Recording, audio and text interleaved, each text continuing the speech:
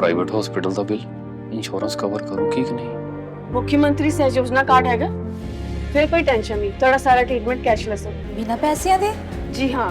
ਹਰੇਕ ਨਾਗਰਿਕ ਜਿਹੜਾ ਹੈ ਉਹ ਮੁੱਖ ਮੰਤਰੀ ਸਿਹਤ ਕਾਰਡ ਜਦੋਂ ਬਣ ਗਿਆ ਤਾਂ ਉਹ 10 ਲੱਖ ਰੁਪਏ ਦਾ ਮੁਫਤ ਤੇ ਕੈਸ਼ਲੈਸ ਜਿਹੜਾ ਇਲਾਜ ਕਰਾਉਣ ਦੇ काबिल भी होगा, एलिजिबल भी होगा। पंजाब सरकार लेकर आई है दुनिया की पहली सेहत योजना। अब पैसे के कारण पंजाब का कोई भी नागरिक बढ़िया इलाज से वंचित नहीं रहेगा। सेहत का हक सबके लिए। बिहार विधानसभा चुनाव के दौरान जो SIR प्रक्रिया को लेकर सवाल उठा था, वो सवाल खत्म नहीं हुआ, विवाद भी खत्म नहीं हुआ। और सुप्रीम कोर्ट में जब ये बिहार को लेकर मामला पहुंचा था तो सुप्रीम कोर्ट ने कुछ राहत जरूर दी थी बिहार वासियों के लिए और फटकार भी लगाया था चुनाव आयोग को। लेकिन ये मामला अब पहुंचा, चुनाव आयोग ने जब ऐलान किया कि हम बाकी के राज्यों में भी SIR की प्रक्रिया करवाएंगे, तो ये मामला पश्चिम बंगाल में भी गया। पश्चिम बंगाल में इस मामले पर ममता बनर्जी भड़क उठी कि SIR की प्रक्रिया में खामियां हैं, त्रुटि है और ये एक साजिश के तहत SIR की प्रक्रिया करवाई जा रही है विधानसभा चुनाव से पहले। इसके बाद चुनाव आयोग के खिलाफ ममता बनर्जी पहुंचती हैं supreme court. May I explain you, sir? Give me time till tomorrow day afterwards, then I can get back. May I explain you, sir? Because in my view, Because I belongs to that state. I am a Can there be any doubt, madam? no, sir. No, sir. I am very grateful, sir, because of your kindness. My humble regards to my honorable Chief Justice, Mr. Babchi and Mr. Panchali also. Panchali ji also, thank you very much, and my humble regards to Mr. Dwivedi and others, my opponent lawyers also. Sir, the problem is always our lawyers fight for the case and they're fighting from the beginning. We are also. But sir, when everything is finished, when we are not getting justice, when justice is crying behind the door, I quote Rabindranath Tagore, then we thought that we are not getting justice anywhere. So many times I have written 6 letters to Election Commission, including all the details, but no reply, sir. I'm a bonded labor, sir. Maybe I prefer that. I'm a very less important person. I prefer that. Sir, I am from a common family, but I am not fighting for my party. Supreme court में उसमें भी एक दिलचस्प नजारा देखने को मिला और ये दिलचस्प नजारा 4 फरवरी 2026 को देखने को मिला, जब ममता बनर्जी पश्चिम बंगाल के मुख्यमंत्री हैं और वो खुद सुप्रीम कोर्ट में सुनवाई के दौरान अपनी बात रखने के लिए खड़ी होती हैं CJI सूर्यकांत के सामने। अब chief justice of India Suryakant के बेंच इस पर सुनवाई कर रहे थे, वकील कपिल सिब्बल थे, ममता बनर्जी थी और चुनाव आयोग की तरफ से भी वकील थे, चुनाव आयोग भी मौजूद था। ये पूरा का पूरा नजारा था सुप्रीम कोर्ट के अंदर का। यहां पर जो कुछ घटनाएं हुई हैं, कुछ बातचीत हुआ है, तर्क वितर्क हुए हैं, उस पर हम आपको ये पूरी वीडियो में बताते हैं जानकारी कि सुप्रीम कोर्ट में आखिर हुआ क्या है।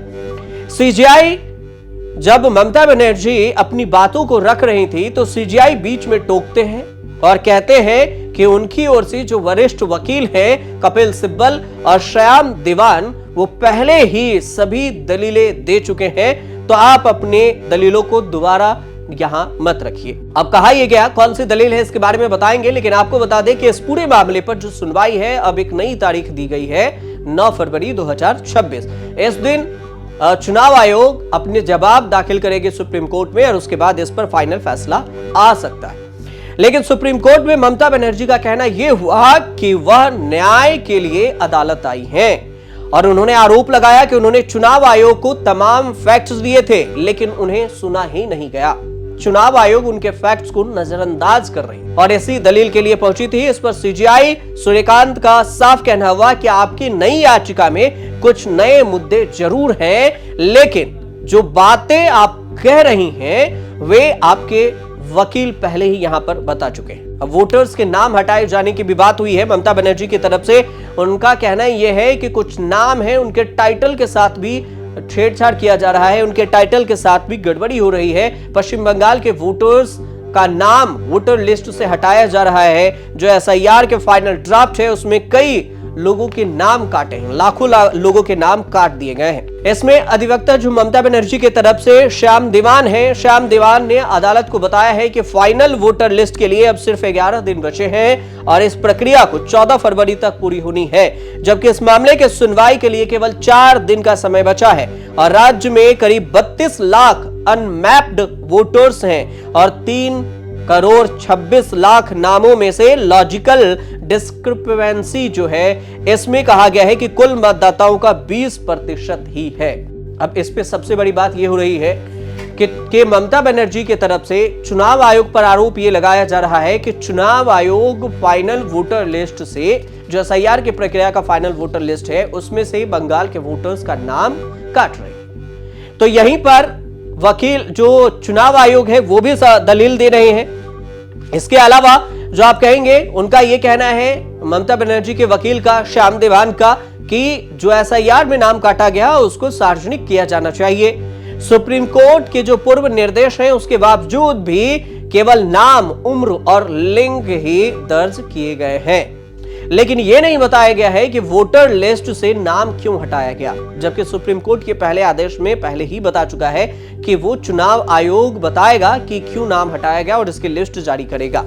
CGI इस पर कहते हैं कि यह प्रक्रिया सिर्फ एक सामान्य सूचना नहीं है, बल्कि संबंधित लोगों को व्यक्तिगत नोटिस भी दिए जा रहे हैं। इस पर यह भी है, CGI ने सवाल यह भी किया है कि जब बंगाल में BLO पर दबाव और मतों की बातें आ रही है तो असम जैसे राज्यों में क्यों नहीं हो रहा है। ममता बनर्जी आरोप लगाती हैं कोर्ट में कि अन्य जो राज्य हैं उसमें चुनाव आयोग सभी दस्तावेज स्वीकार कर रहे हैं और पश्चिम बंगाल में ऐसा हो ही नहीं रहा, सभी दस्तावेज स्वीकार नहीं किया जा रहा है। अब सुनवाई के अंत में CGI का कहना यह होता है कि अदालत समय बढ़ाने का निर्देश दे सकती है। उन्होंने ममता बनर्जी से कहा है कि अदालत को उनके वकील श्याम दीवान की काबिलियत पर पूरा भरोसा है और उन्होंने अपने लिए एक श्रेष्ठ वकील चुना है।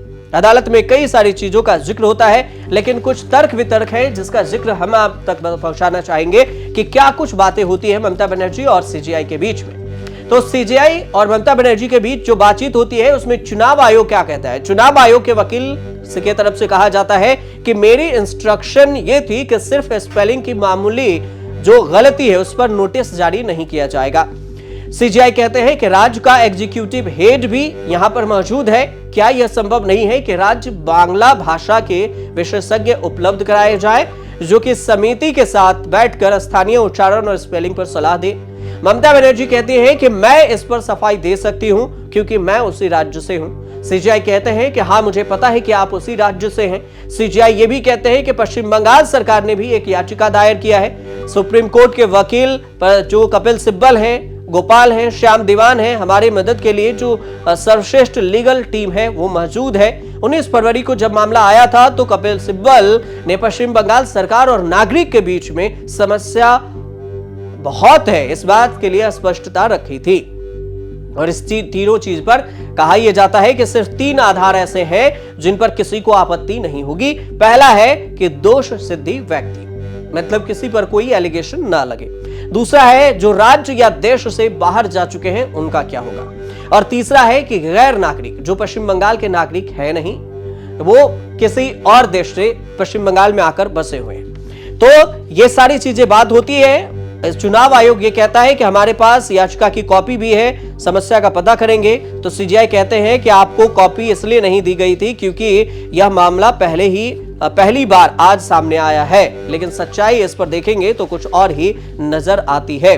तो ये कहा जाता है और पूरी प्रक्रिया का जिक्र होता है। इस दौरान एक चर्चा ऐसी होती है जिसमें ERO का जिक्र होता है, AERO का जिक्र होता है, जिसमें कहा जाता है कि 3800 माइक्रो ऑब्जर्वर है जो नियुक्त किए गए हैं और 150 से ज्यादा लोग की मौत हुई है। ममता बनर्जी दलील रखती हैं, वो ये कहती हैं विनम्रता से, CGI से ममता बनर्जी कहती हैं कि मैं ये विनम्र करती हूं, अनुरोध करती हूं कि कृपया लोकतंत्र को बचाइए। तो ये बातें कही जाती है ममता बनर्जी की तरफ से। इस पर CGI कहते हैं कि एक ज्ञानपीठ पुरस्कार विजेता का भी नाम इसमें जारी किया गया है कि उन्हें भी नागरिकता साबित करना है, तो नोटिस जारी किया गया है। तो इस पर आप जो चुनाव आयोग को भी नोटिस दिया गया है, चुनाव आयोग हमें इस पर बताए। और इसके बाद चुनाव आयोग और ममता बनर्जी को CGI कहते हैं कि हम अगली तारीख को इस पर बातचीत करेंगे।